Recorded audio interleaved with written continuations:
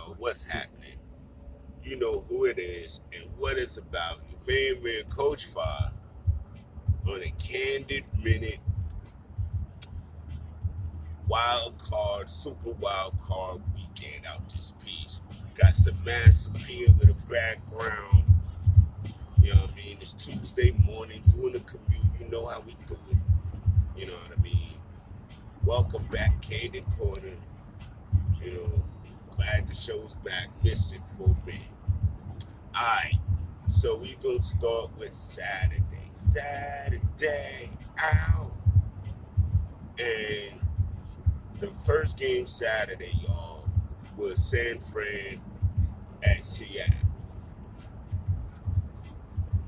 That game was alright. It was an alright start to the weekend. You know what I mean? It was pretty good. At least the first half was good. You know what I mean? Seattle was acting like they belonged for a minute, and it was cool. It was back and forth for a little minute. Brock Purdy was a little excited to start the game, but man, did that young man settle down. And it still amazes me that nobody has really game planned for the inexperience or rookiedom of the so-called Mr. Irrelevant. You know what I mean? Nobody's done that yet. You know what I mean? He's got 5 games under his belt, and he's been kind of kicking tail, yo. To the point where folk are talking about, well, when Trey Lance gets healthy, maybe he's the number 2. Wow. And what in the world did you jump up there to get him for all those years ago? That's just crazy. But neither here nor there. Seattle did Seattle things. Interception, fumble, ended up killing him the game for him. They ended up losing the game. And San Fran, McCaffrey, Debo, George Kittle, Bosa, and all of them, going forward, they had a good game. Played right. They played their game plan. And there was nothing Seattle could do about it. So that brings us to the second game, which was the Lord of Mercy game of the entire weekend. I mean, and I'm going to say a couple of things just to be real with y'all. Brandon Staley been there 2 years. Yeah, I hear that Justin Herbert and them want to keep him. Yay. Anthony Lynn was there, and y'all did pretty much the same thing. You know what I mean? Nothing. You know what I mean? How in the world, guys, do you hit off 4 interceptions in the first half and lose? How in the world does that happen? Yes, y'all had a nightmare.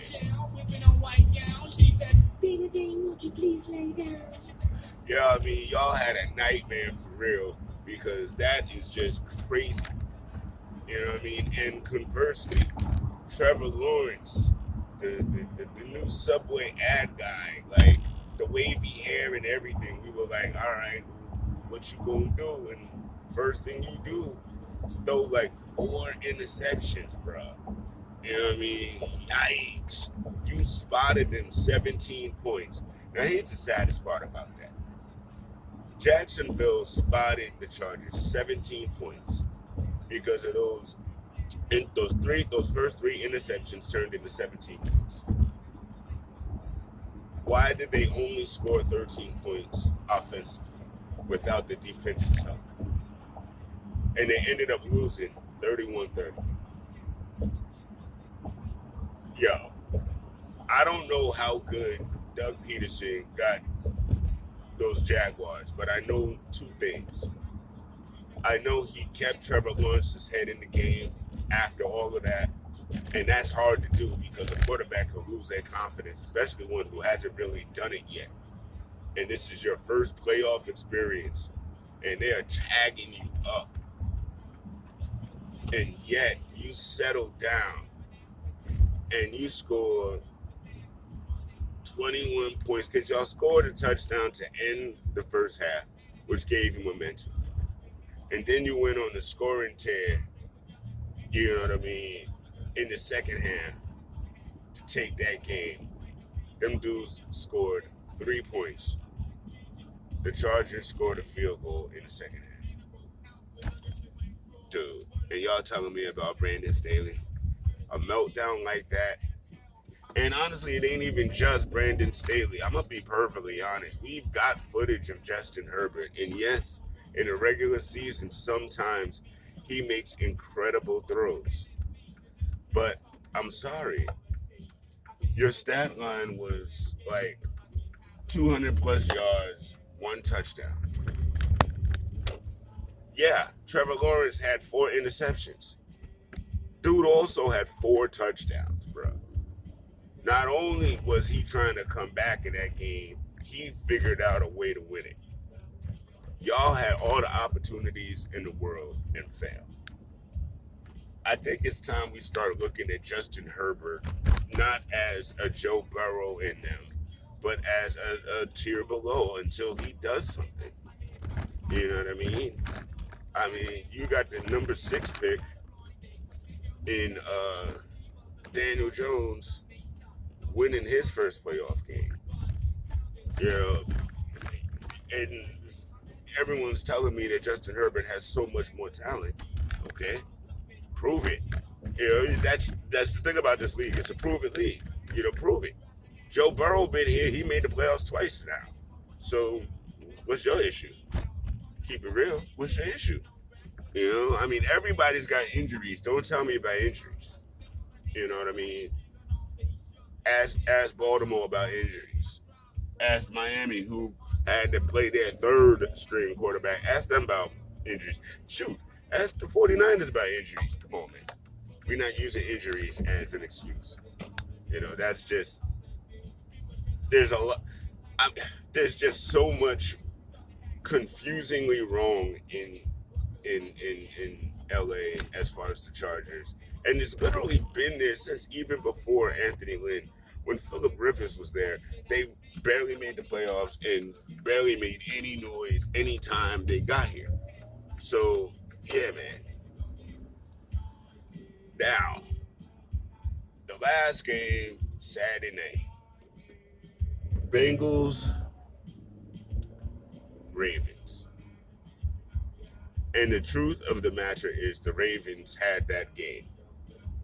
I don't know what's going on with Joe Burrow and the Bengals right now, but to me, they are reeling, bro.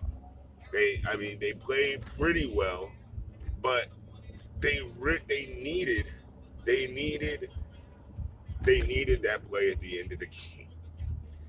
And there's so much going on about that Tyler Huntley play from what the coach. Excuse me. So if you didn't see the play, and I don't know who in the world wouldn't have seen it by now, they're on the 1 yard line, and they're trying to push it in, run quarterback sneak in for the touchdown. There's a big pile in the front, and the quarterback Huntley decides to Lambeau leap and try to break the plane with the ball. What had happened was,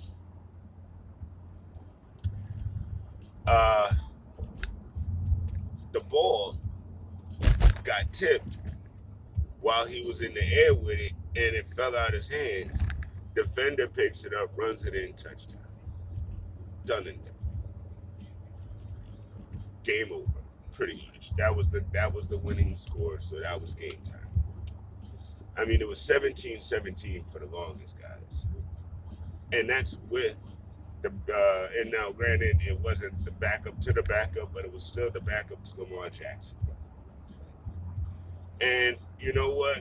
For all those folks saying if he had the contract, maybe he puts the brace on. I mean, end of the day, if you still want to walk when you're 50, it's not about a contract, is it?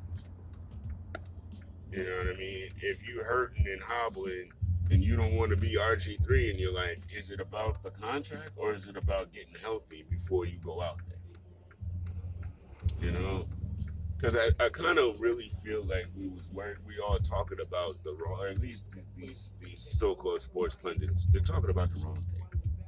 You know? contract is out there. Yes, it is an albatross. Sure.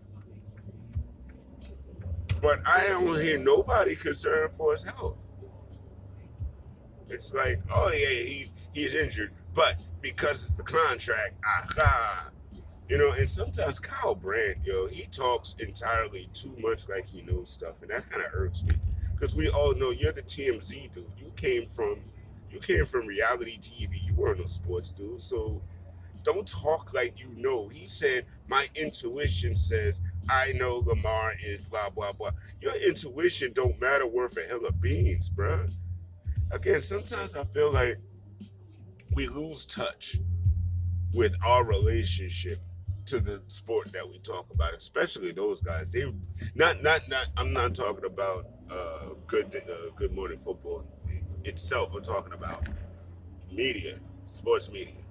They really do kind of think they all that, and that no one can get the news or understand what's going on unless it's spoon fed from them.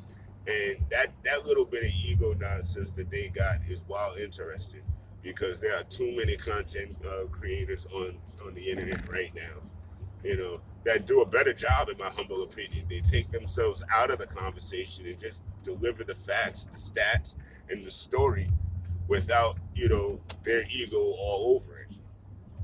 So, yeah, that annoyed me about Kyle Brandt a little bit. But other than that, back to the game. The Bengals just don't. I don't know if they go into Buffalo as sometimey as they came into the Baltimore, then they going home. That's all I got to say about that. And okay, Baltimore Bills. Both not Baltimore. Excuse me. Buffalo Bills versus Miami Dolphins and Skylar Thompson. I mean, they tried to make it a game. They did. They tried to make it a game. But I honestly don't think the Bills were ever challenged. I really don't. I don't think the Bills were ever challenged. And there was a play that literally lit my family on fire.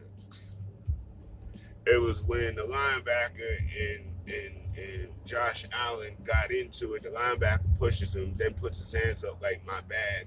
Josh gets mad and starts pushing him, and then they get into it. And then here comes his O-line, get off my quarterback. Only thing I don't like about that, to be honest, is the quarterback initiative was right there in the melee. I could see if dude just hit the quarterback and walked away, or was trying to bully the quarterback or something. But dude, he's pushing right along with him. Let that man be. But honestly, the flag probably should have came to Josh Allen in that defensive play. You know what I mean?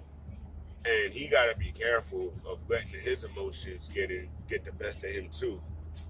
Because if something happens and he gets thrown out the game, that your whole offense is a wrap. So, but I definitely understood the passion and the in the moment. It was interesting. It was definitely interesting, and it led my son and I to have a conversation about the physicality in fights in the NBA. So that was also very interesting for me. But yeah, the Bills didn't. I mean, without Tua Tagovailoa, and honestly, I don't know if Tua really even should be playing going forward. With all those concussions, man, I think that young man just really needs to concentrate on having a healthy, happy, and productive life. But yeah, end of the day, Miami they didn't have their guns, they weren't ready. And Buffalo took care of that. Now, last night's game was an absolute embarrassment for one Tom Brady. And I'm going to be honest here, and I'm a big proponent, I'm a big fan of Todd Bowles, but last night, neither side of the ball looked like they were ready for the game. Neither side of the ball. And that's a little dangerous there, guys. You know what I mean? The defense was shell shocked by Dak Prescott's efficiency, and they just scored so easily, man. I mean, the Bucks were behind like 14. Well, no, because the kicker sucked, so it was 12. But I mean, it was just so quick and just so demonstrative that there was just no way he was coming back from that. There's just no way. And I'm sorry, you're talking about an old ass Tom Brady who hasn't really been good, let alone great, all season. And there's been chemistry issues with him and Mike Evans, and the O-line hasn't stood up. I mean, it's just been a mess. But it's Tom's mess, and it's been Tom's mess all year. So now all of a sudden this morning you're hearing these same pundits who was slathering all over the fact that he was an old ass man playing this game at what they called a high level, which wasn't really a high level, but I really feel like folk have a sycophantic thing with certain people and they just can't let it go. And I honestly feel like Tom Brady now is one of those folk, but it's starting this morning, it sounds like they are a bit more willing to let it go than they were before. But I mean, daggone, man. I mean, y'all did literally almost nothing. Like nothing. The Bucks did nothing last night. And so there that goes. Good job, Cowboys. You got rid of the Bugaboo. So happy for you. Still not winning the Super Bowl, but you got rid of your little Bugaboo. And so now all guns are blazing going forward. Hip hop parade. Do your thing. Kansas City. That's all I got to say about that. Kansas City. That was not that was easy. They on a bye, so all they doing is chilling. Waiting for the Jaguars. So yeah, that one. I'll give my preview of this week's divisional games later on in the week. But we definitely got a Candid Corner tonight. Mr. Lewis in the building. Tina Thomas Perez. We got a lot in store. Some more really good conversations. So I'm really excited about that. So stick around 9 o'clock tonight and tune in for that. What else? The most magnanimous, the most glorious, and most wonderful victory. No, man. But all right, I'm gonna be honest. I was wild nervous going into the Giants game because I really didn't know what to expect. And I figured that the Vikings would score first. I didn't think they were going to score as efficiently as they did. Just take it straight down. I didn't think that was going to happen.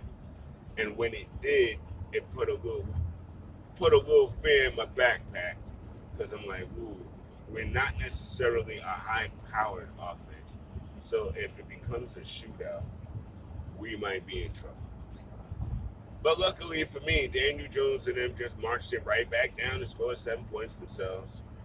And that right there had me going, oh, okay. Let me open my eyes and just see what this game is about. Then another 3 and out. We go down, we score. It's 14-0. It's 14-7. And from that point, I was very, very comfortable because Daniel Jones was doing it. In the first half, he was doing it with his feet. He was running his butt off. He was getting first down after first down, and Minnesota didn't know what to do. So in the second half, Minnesota starts keying in on Daniel running. So Daniel does what a quarterback does and leads with his arm and starts slicing them up again. It's beautiful. And Saquon being our leader and being our starred out. But again, our defense started out as well. You know what I mean? We had Zimenez back there. Adoree Jackson did a marvelous job on Justin Jefferson. And the fact that Kirk Cousins went away from Justin Jefferson tells you that a good job was done on him because they were afraid of the interception. It was just a really, really solid set of play calls from Wink, from Kafka, from Dabo. And, you know, even when Slayton dropped that ball at the end, that could have sealed it for us. Nobody fell apart. Saquon went and hollered at his boy, kept his mind right. And when we got the ball back, it was a wrap, and we won the game. Now, folk are going to get on Kirk Cousins for that fourth down throw to Hawkinson. Stuff happens, man. You know what I mean? That's all I can say. Maybe he felt like he couldn't get it to the other guys because Sexy Dexy was bearing down on him and he didn't have his bearings. Who knows? But, you know, hey, end of the day, 3 teams from the NFC